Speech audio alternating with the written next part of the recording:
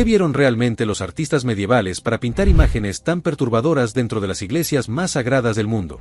Desde Cristos con 3 rostros y demonios indescriptibles, hasta escenas que aún desconciertan a historiadores y teólogos, estas son las pinturas religiosas más aterradoras que verás en tu vida. Número 14. Jesús de 3 caras. El Jesús de 3 caras, también conocido como el tricéfalo o icono de la Trinidad, es una de las imágenes más intrigantes y enigmáticas del arte cristiano.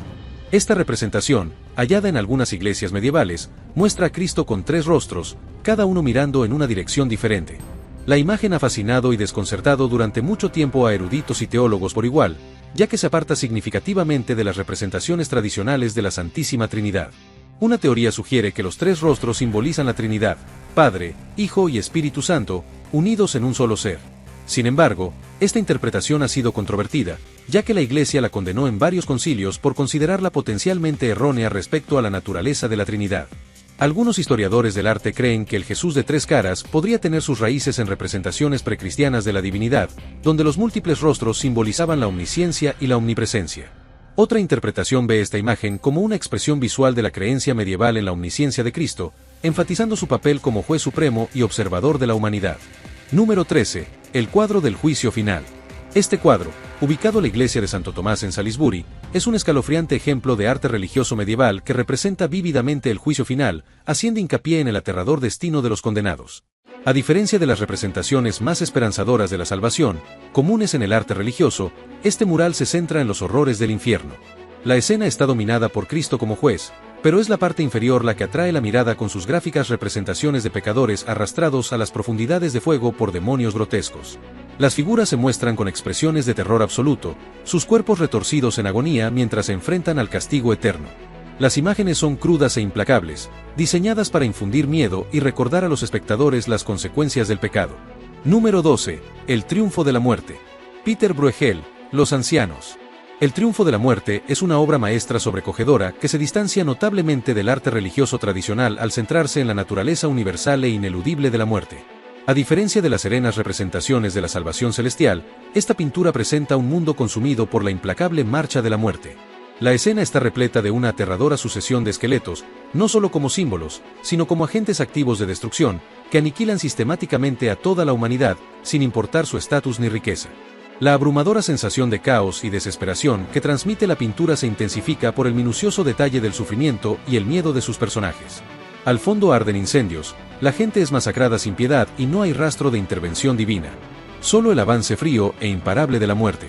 La magnitud de la devastación representada es lo que hace que esta obra sea tan aterradora, ya que confronta al espectador con la brutal realidad de la mortalidad, despojada de cualquier consuelo religioso. Número 11. El martirio de San Bartolomé. El martirio de San Bartolomé es una obra de arte religioso profundamente perturbadora, que se distingue por su representación gráfica y visceral del sufrimiento humano. A diferencia de las representaciones más espiritualizadas o idealizadas del martirio, comunes en el arte sacro, esta pintura confronta al espectador con la brutal realidad de la tortura de San Bartolomé. El santo aparece representado en el horrible acto de ser desollado vivo, con la piel arrancada con una lentitud agonizante por sus verdugos. Lo que hace que esta imagen sea particularmente aterradora es el crudo realismo con el que el artista captura la escena. La expresión de San Bartolomé es de profundo dolor y resignación, su cuerpo contorsionado bajo el proceso atroz. La frialdad y la frialdad de los verdugos, que llevan a cabo su tarea con precisión metódica, intensifican el horror. Esta representación no rehúye la agonía física y emocional del martirio, convirtiéndose en un poderoso e inquietante recordatorio visual de los extremos sacrificios realizados por los primeros mártires cristianos. Número 10. El Jardín de las Delicias Terrenales. El panel del infierno del Jardín de las Delicias Terrenales del Bosco es una visión de pesadilla que ha desconcertado a los estudiosos durante siglos. A diferencia de las representaciones típicas del infierno, la versión del Bosco está repleta de imágenes extrañas y surrealistas que desafían la explicación convencional.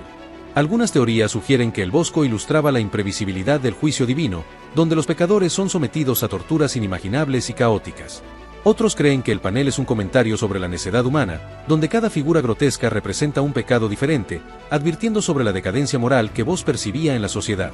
También se especula que Vos se inspiró en fuentes esotéricas o místicas, posiblemente influenciado por creencias heréticas, para crear un infierno más psicológico que físico, un lugar de tormento espiritual que refleja la corrupción interior.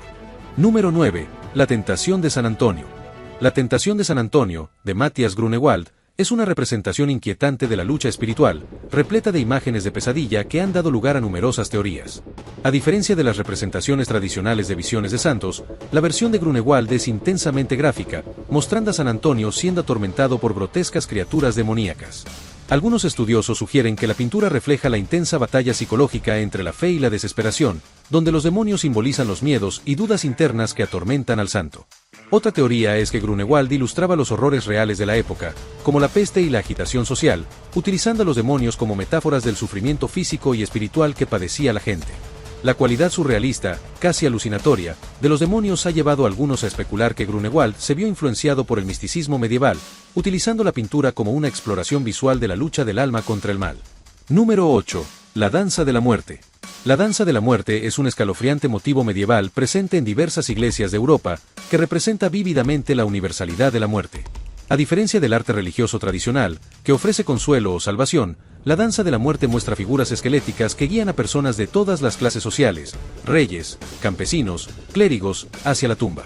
Esta imaginería refleja la dura realidad de la época, en particular la peste negra, que diezmó poblaciones e hizo de la muerte una fuerza omnipresente. Algunas teorías sugieren que la danza de la muerte era una forma de instrucción moral, que recordaba a los espectadores que la muerte no perdona a nadie, independientemente de su estatus o virtud.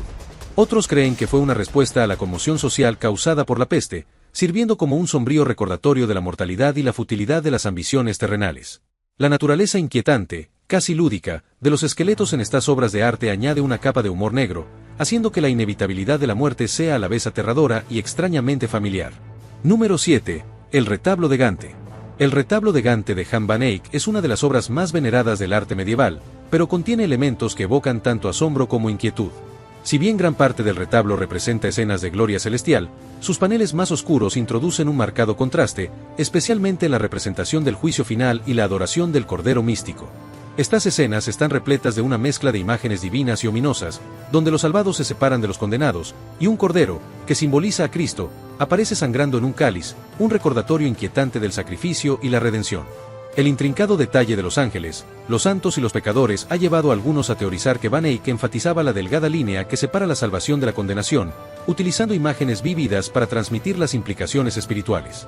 Otros sugieren que el retablo refleja las ansiedades de su época, abordando los temores al juicio divino y al fin de los tiempos. Número 6. El juicio final de Miguel Ángel. Esta obra, que cubre la pared del altar de la Capilla Sistina, es una representación poderosa e inquietante del juicio final. A diferencia de las serenas representaciones del juicio divino que suelen verse en el arte religioso, la visión de Miguel Ángel es intensa y caótica, con Cristo en el centro, arrojando a los salvados al cielo y a los condenados al infierno. La mera fisicalidad de las figuras, musculosas, retorcidas y contorsionadas, enfatiza el drama y el terror del momento. La representación de los condenados es particularmente escalofriante, con demonios arrastrando almas al abismo y expresiones de horror grabadas en sus rostros. Algunas teorías sugieren que Miguel Ángel reflejaba la ansiedad de la época, en particular el temor a la reforma y al declive de la influencia de la Iglesia. La inclusión de su propio autorretrato en la piel desollada de San Bartolomé añade una capa personal, casi confesional, a la obra, insinuando las propias luchas espirituales de Miguel Ángel. Número 5. Saturno devorando a su hijo. Saturno devorando a su hijo, de Francisco Goya, es una de las imágenes más perturbadoras e inquietantes de la historia del arte. Esta pintura, perteneciente a la serie de los cuadros negros de Goya, representa al dios mitológico Saturno, enloquecido por una profecía que anuncia que uno de sus hijos lo derrocará. En un arrebato de furia paranoide, Saturno devora por completo a uno de sus hijos, desgarrando su cuerpo con una expresión frenética. El realismo grotesco de la escena, con los ojos desorbitados y aterrorizados de Saturno y el cuerpo flácido y medio devorado de su hijo, crea una abrumadora sensación de horror. La pintura suele interpretarse como una metáfora de la naturaleza destructiva del tiempo y la inevitable decadencia que conlleva. Saturno, que representa el tiempo mismo, lo consume todo, incluso a su propia descendencia. La elección de colores oscuros y apagados por parte de Goya, junto con el marcado contraste entre el fondo sombrío y la figura pálida y espantosa de Saturno, intensifica la atmósfera de pesadilla que transmite la obra. Número 4. Retablo de Isenheim. El retablo de Isenheim, obra de Matthias Grunewald, es una obra maestra profundamente perturbadora que confronta al espectador con la cruda realidad del sufrimiento y la muerte. Creado para un hospital que atendía a pacientes con enfermedades de la piel, la imagen más desgarradora del retablo es su representación de la crucifixión. El cuerpo de Cristo se muestra con un detalle estremecedor, cubierto de llagas, retorcido por la agonía y marcado por la brutalidad de su tortura. Este realismo grotesco se distingue de las representaciones típicas de la crucifixión, que suelen priorizar lo espiritual sobre lo físico. La intensidad del retablo se ve acentuada por las expresiones sombrías de las figuras que lo rodean, cada una reaccionando al sufrimiento de Cristo con profunda tristeza y desesperación. Los paneles laterales profundizan en el tema del sufrimiento con imágenes de San Antonio atormentado por demonios y la resurrección, donde Cristo emerge bajo una luz resplandeciente, casi apocalíptica.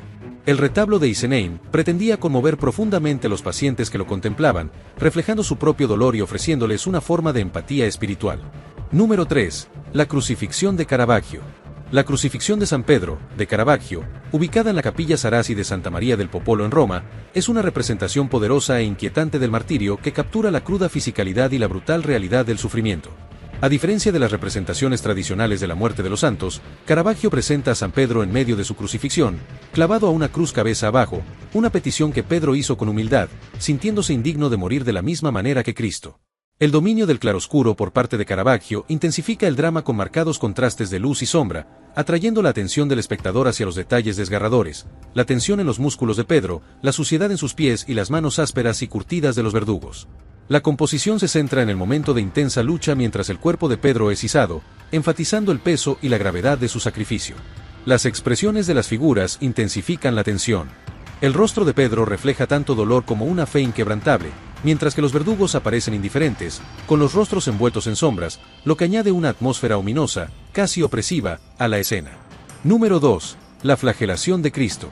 Esta obra de Piero della Francesca, que se encuentra en la iglesia de San Domenico en Ancona, es una representación conmovedora y sobria de uno de los momentos más brutales de la Pasión de Cristo. A diferencia de otras representaciones más dramáticas, la composición de Piero se caracteriza por una calma inquietante y un distanciamiento emocional. Se muestra a Cristo atado a una columna, soportando los latigazos de sus captores, quienes llevan a cabo su brutal tarea con fría indiferencia. La escena se desarrolla en un espacio meticulosamente ordenado, donde la geometría y la perspectiva crean una sensación de quietud que contrasta fuertemente con la violencia infligida. En el lado opuesto, un grupo de figuras conversa despreocupadamente, aparentemente ajenas o indiferentes al sufrimiento que se está desarrollando. Esta marcada división entre el Cristo atormentado y los espectadores indiferentes crea una atmósfera inquietante, resaltando la apatía del mundo ante la injusticia y el sufrimiento. Número 1. La matanza de los inocentes. La matanza de los inocentes de Peter Paul Rubens, expuesta a la iglesia de San Pablo en Amberes, es una representación vivida y desgarradora de la brutal orden del rey Herodes de matar a todos los niños varones en Belén. Rubens captura el caos y el terror del momento con una composición dinámica que llena el lienzo con madres angustiadas que intentan desesperadamente proteger a sus hijos de soldados despiadados. La escena es un torbellino de violencia y desesperación, con figuras inmersas en una lucha desesperada por la supervivencia. El uso que hace Rubens de la iluminación dramática y el intenso movimiento amplifica el horror, ya que las expresiones de miedo, dolor y crueldad se plasman con un realismo perturbador. La representación visceral del sufrimiento inocente y la brutalidad desenfrenada que ofrece la pintura sirve como un poderoso recordatorio de las trágicas consecuencias del poder y el miedo. Nos vemos en el siguiente video.